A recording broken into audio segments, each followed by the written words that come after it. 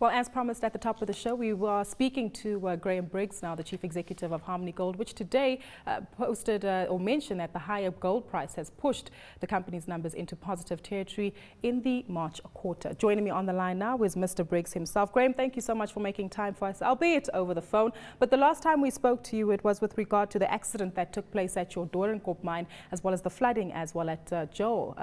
Clearly, those investigations have been conducted. Have you managed to find out what the flaw was there?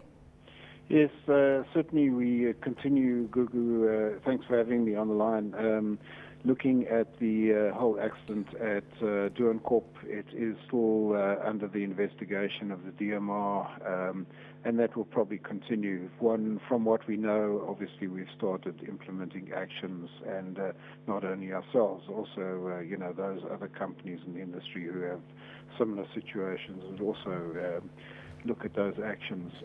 On Joel, a issue of the bottom of the shaft and water. Water in the mining industry is quite an important factor because basically, I guess the ton of rock that you mine either takes 4 tons up to 10 tons of rock. So you move a lot of water, and we do have a power failure and a piece of equipment going down that can lead to flooding very quickly.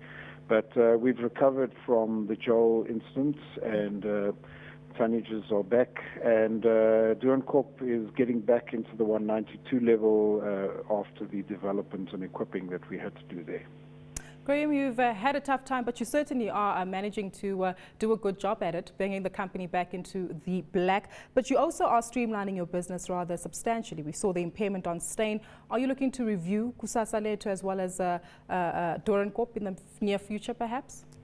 Yeah, Gugu, the areas that we've really managed to improve is we've got improving grade. We at above 5 grams a ton at the moment. We've managed to control our costs to a great extent, and we've beaten inflation in all aspects of cost control, down in capital, down in corporate costs, and so we've really spent a lot of effort on getting control of all those issues.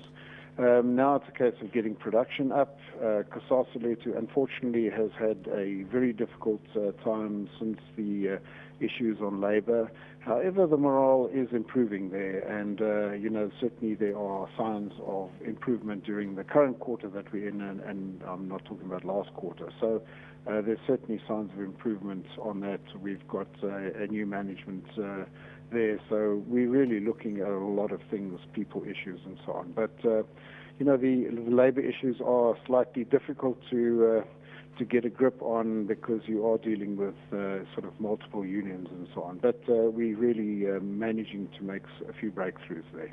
You mentioned that you're looking to increase productivity. How are you hoping to do so?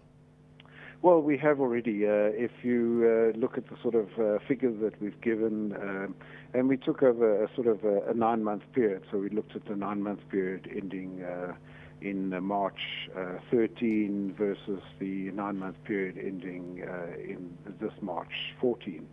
And we've managed to improve productivity by 8%, and that's in a number that we've got as grams per man per month. So that is certainly showing improvement.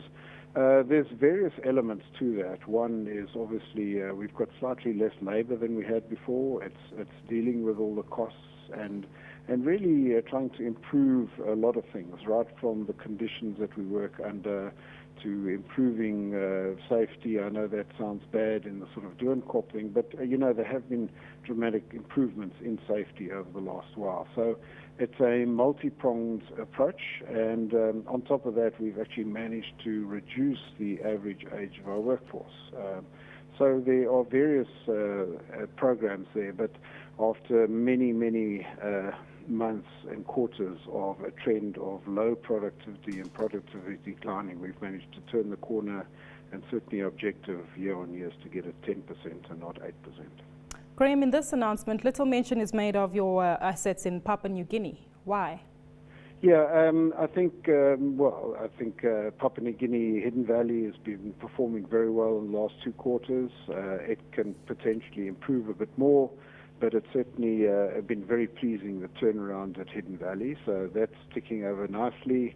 And in Golpu, the project there, we have got quite a lot of studies going on. We did announce the latest borehole results. We've actually finished the 2014 season of drilling, and we're doing some studies there. And of course, we'd like to be able to present those to the markets probably in August as to exactly what capital and what sort of mine we're looking at and what sort of production rate it's going to have. But you know, we have still got those studies in progress, so it's a little bit early to talk about them.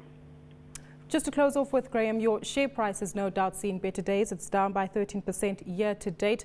How are you hoping to boost shareholder sentiment? Well, I think there are various things. One is obviously having good control of those things we can control, like grade and costs and so on. We need to improve our production. We had a good return after the Christmas break on most of our units. The areas that we failed on those three assets, the Joel, Kasasa-Letu and Doornkop, those are sort of been well publicized now. So we need to get production back onto that level. We certainly have seen from the beginning of the year a quite improvement in the share price.